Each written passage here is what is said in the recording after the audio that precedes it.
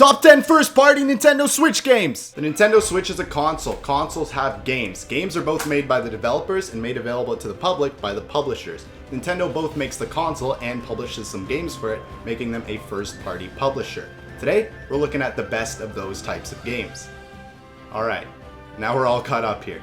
Yeah, so the Nintendo Switch is on its third year and it has been doing very well so far. One big reason is the amount of fantastic games that Nintendo keeps pumping out. So today I want to look at the best games that are published by Nintendo. The only games that I'm going to exclude are the ports, because I want to focus on the games that are brand new and specifically made for the hardware. And quickly, as always, if you are enjoying the content and want to see more of it more frequently, then consider giving this video a like and the channel a subscribe to stay up to date with my weekly uploads. Alright, let's look at some Switch games.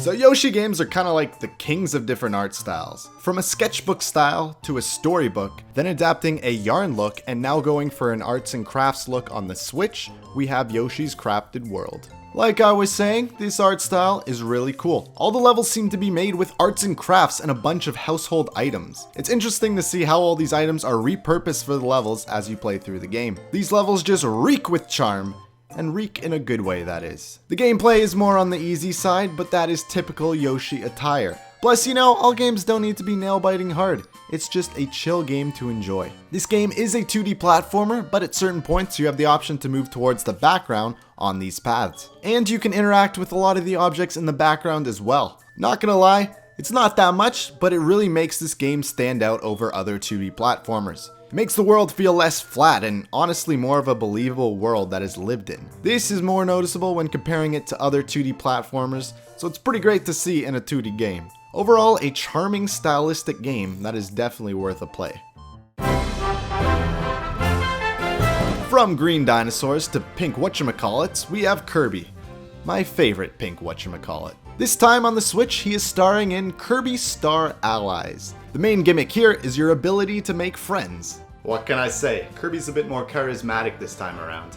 Okay, so what all that means in gameplay terms is that Kirby can now throw hearts at his enemies and they will become friends, meaning that these enemies will fight alongside you now. This is really handy because there are so many different copy abilities in this game that I don't want to just choose one for myself, so now I can take other copy abilities with me. And since now you have up to 4 abilities at your disposal, it gives the opportunity to have puzzles that require 2 abilities. Like boom, look at this, fire yo-yo. This would make Ness jealous. And you know, this is just great classic Kirby fun. There's nothing quite like pulling up with the squad and attacking this nonchalant Waddle Dee. I'm in danger! The simple things in life, man. Now I want to go over the newest release on the list, Animal Crossing New Horizons. See, it's even got new in the title. Nintendo really likes doing that, eh? In this game, you leave the hustle and bustle of other big cities and instead are thrown onto your very own island. And this is cool because there are so many ways to customize your future town in the game. You can pretty well place anything anywhere on your island, and now you can create land formations and rivers. It's neat. Since you're on your own island now, you start from scratch with everything. You have to build your town halls and museums so you can completely create the town in any way you want. You can just have an island that's one big cult, so go crazy cultists. This is a more relaxing kind of game. There's no real objectives other than just make a dope island, bro. Days and events move by in real time, so sometimes specific events will only take place on certain days. You might see this as a bad thing, but it's kinda cool how you can just stop into your island for a bit, and each day that you come back there will be something new and different to do. This is not your traditional video game, but it works pretty well. Xenoblade Chronicles 2. We are talking about this gorgeous game. This is a very in-depth and complex JRPG that can be really fun and addictive to get into. There are so many different elements to take into account when using the battle system, and there are so many different things to do in this lovely world. I could go on about all these different mechanics and things to do in this game, but I don't have all day here. So I'm going to try and explain this as quickly and as simply as possible. You fight awesome looking monsters in an epic surreal world while using this super powerful weapon that the bad guys try and steal from you. Oh yeah, and everyone in this world lives on these continent-sized titans. Yeah, there you go, everyone should understand that. One thing I love about Xenoblade games is the worlds in them, and this one is no different. There is just so much to see as well as explore, and the locations are so unique and imaginative from one another. Seriously, you can get lost in these worlds. What I also like about this is that it is a good challenge for a Nintendo game. It can be very satisfying to overcome bosses and obstacles through leveling up your characters. If you're looking for a good, long, challenging game, Xenoblade Chronicles 2, baby. Nintendo game developers have been making 2D Mario levels for so long that I'm sure they're bored of it now. Can't stand it, in fact. If only there was a game where you didn't have to design the levels, but you can get other people to design them and do the work for you. Yeah, sure, that works. Super Mario Maker 2. This game allows for two things. First of all, you can make your very own Mario levels. This gives the player a bunch of objects and level assets to allow them to create whatever level they want, whether how great or how dumb your idea may be. Secondly, you can play other people's stages from around the world that they've made. This gives the player access to the most levels in any other Mario game, whether how dumb or great those ideas may be. You also have access to a bunch of different styles so you don't get bored of one look. There's Classic, Mario 3, Mario World, New Super Mario Bros, and for the first time ever, you can now make 3D world stages. This allows for so many new and unique ways to make levels that weren't possible before. Granted, you can't make 3D world stages, but rather 2D 3D world stages. It's still pretty sweet. I mean, there is still opportunity for 3D in the next Mario Maker game, Mario Maker 3, or should I say Mario Maker 3D. Come on, Nintendo, it sells itself. Let's make it happen. In the meantime, however, we still have this lovely game to play in the next while, with essentially an infinite amount of levels, so I think we can hold up until then.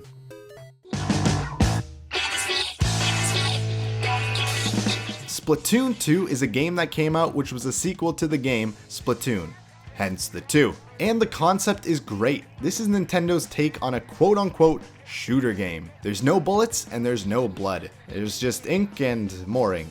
Wait, wouldn't that mean that you're actually shooting your blood at your opponent? It's probably not best to think about it. The main goal isn't actually to try and kill everyone either, but rather to try and cover the most ground using the ink of your team color. Think of it as like a battle of graffiti, I don't know. There are so many different ways of painting the ground too. You got your typical automatic paint gun, the paint roller of course, and just the plain old bucket. Very nice. And in this game, they took a note from Call of Duty and implemented a zombie mode, or rather salmon run as it's called. It was a great natural fit to this game, I gotta say. You have salmons flopping around out of the water coming to try and kill you, and you have to defend yourself for as many rounds as possible while collecting the salmon eggs. Pretty fun little mode, pretty fun little game. So Luigi's been doing very well recently. He even got his third mansion. Huh? It's in a hotel, you say?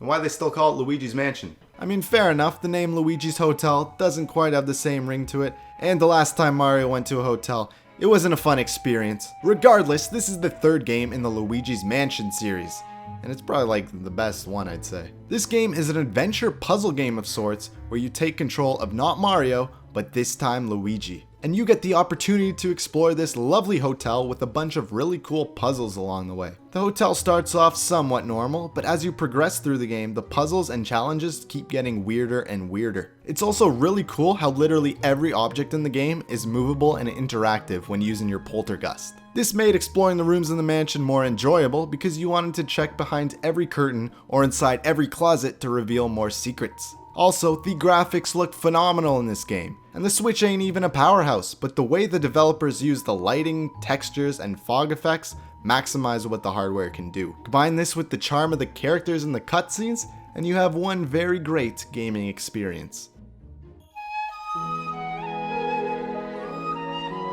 The Legend of Zelda Breath of the Wild is a return to form and one's roots. Unlike a lot of the 3D Zeldas, this game has minimal story to it and mainly focuses a lot on exploring and puzzle solving, less on characters and dialogue. This is of course reminiscent to the original Zelda game, where the extent of your character interactions were, I met a dude in a cave, I guess. So yeah, Breath of the Wild drops all the hand holding and just puts you in a world. Here you go, kid, have fun exploring. You don't even get a sword at the start of the game, you have to beat up enemies with sticks. But the star of the show here is the world itself. This time we are exploring one of the best systemic worlds, I'd say in all of gaming. A systemic world basically means that all the different pieces in the world react to one another, so you can apply real-world logic into the virtual world. For example, you want to cook up some food. Well, you'll first need to chop down some trees for the wood, then get some flint to light the wood on fire. Next, you'll need to go hunting for the animals, and once you kill an animal, you can cook the meat by placing it next to the fire. That's awesome that this game can account for all of that. This creates different and unique experiences for every single player. And there are so many different biomes in this game to explore, from forests to deserts and mountain areas as well. It can feel like this map is as big as the real world. Okay, not literally, but you get the idea. This game's great. Go play it. With every new Nintendo console comes a new iteration of Super Smash Bros. This time we have Super Smash Bros. Ultimate, and that is a very fitting subtitle. Every single character that has ever been in a Smash game is included in this game, and they are still making and adding more fighters to this very day. That is dedication, my friend. This game just feels fun to play. All the hits and reads that you make feel satisfying to land, as well as the movement and the sound effects for the moves. If this list was about time spent playing Switch games, then Smash would be #1 hands down. But this list is not about that, you dummy. So this is technically a Nintendo fighting game that incorporates many Nintendo characters into one game. I mean, that could have been what this game is, but now it's like a big crossover, cross-platform video game fighter. We have Sonic the Hedgehog, Solid Snake, Cloud, Bayonetta, Hero, Terry Bogard, and Banjo and Kazooie? This is ridiculous. This game just feels like the full package for me, so I am very curious as to what the next one will look like, because it is going to be very hard to top this one. Okay, Mario Odyssey #1, yeah, probably not that big of a surprise, but like this game's good. Like really fucking good. I don't even know where Nintendo pulled this game from, just came out of nowhere. It happened to be not only the best Switch game, but one of the best Mario games ever, a series that has been going on for 35 years. So what makes this game great? Well, first of all, everything is so unique compared to Mario games in general. This ain't no Mushroom Kingdom because you're traveling the world. Other than some kingdoms resembling other Mario worlds, everything in this game is brand new. From the areas to the characters and the enemies to even how coins work in this game. It's just a giant breath of fresh air from other Mario games. Mario himself also controls like butter. He is so smooth and fluid to control. Plus, I swear I don't remember another instance where he had this many moves to use. The level design in this game is of course brilliant. There are so many different ideas thrown into these levels, and Mario's new capture abilities just adds another bunch of new mechanics into the mix. Truly a game for everyone. At the same time of all of that, each kingdom has a different story now that you have to play through and solve, creating sub-stories that complement the main story in the game. And they even have non-monetized skins and outfits for Mario. What a treat this game is. And that is the video, everyone. Hopefully you guys didn't hate all of my opinions. But now that I'm done this video, I'm going right back to playing some Mario Odyssey. How do I end the video? How does Nintendo usually do this? Oh, with a click of a switch, right.